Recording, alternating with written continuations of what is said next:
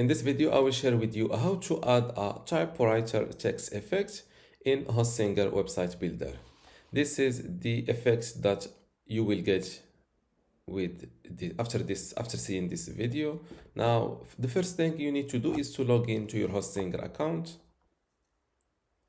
Then go to websites, click on websites list. Then click on this edit website button next to your website built on Hostinger website builder.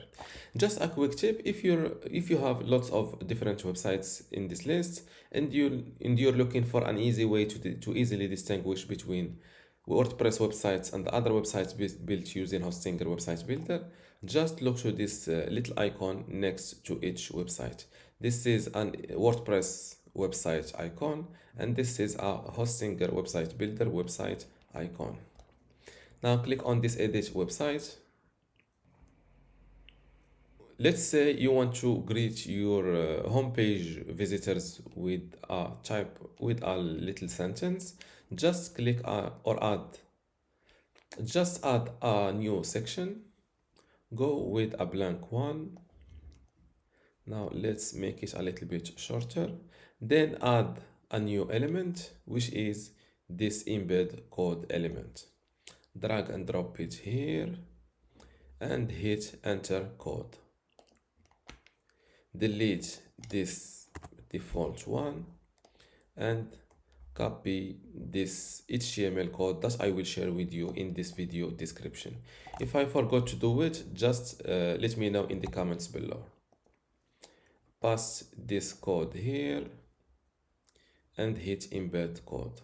As you can see, it automatically shows you the result. I will make it a little bit wider and update again. Now let's view this website live. As you can see, this is the typewriter text effect. Now let's see how to edit this the color, for example, of this section or of this text. Just go.